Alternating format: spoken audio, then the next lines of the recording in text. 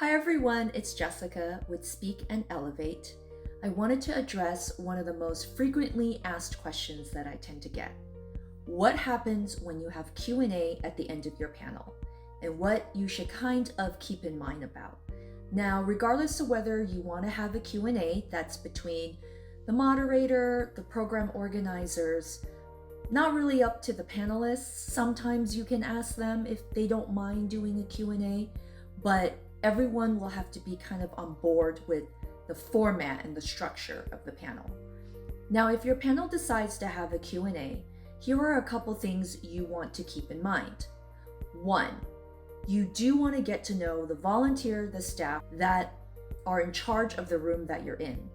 This is because one, they do provide a layer of security in making sure that if there is a floating microphone that goes around the room, that the questions that are being asked are appropriate.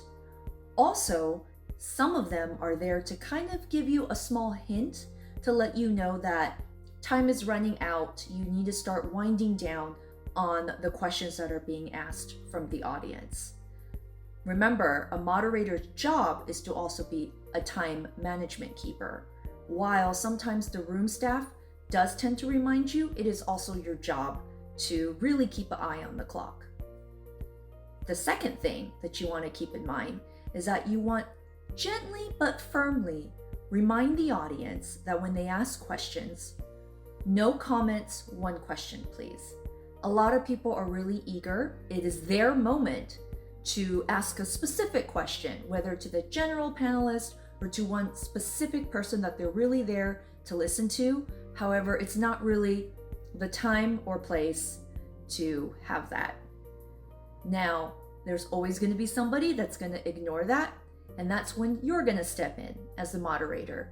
You need to remind them to please move on to the question, or they're going to have to give up their spot to the person patiently waiting behind them.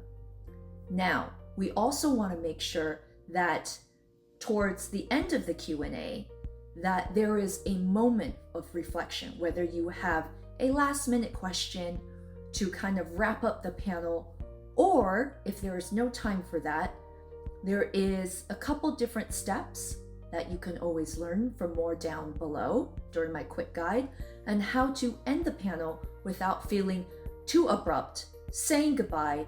Everybody is running out. The audience isn't happy. The panelists may feel a little bit cut off, and the organizers may not feel very happy about it.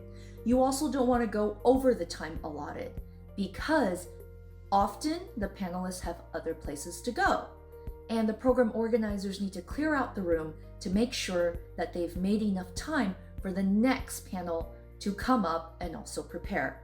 Those are just some quick thoughts on what you should keep in mind if you're going to be choosing to do a Q&A at the end of your panel. Now, go out and be an amazing moderator. I believe in you.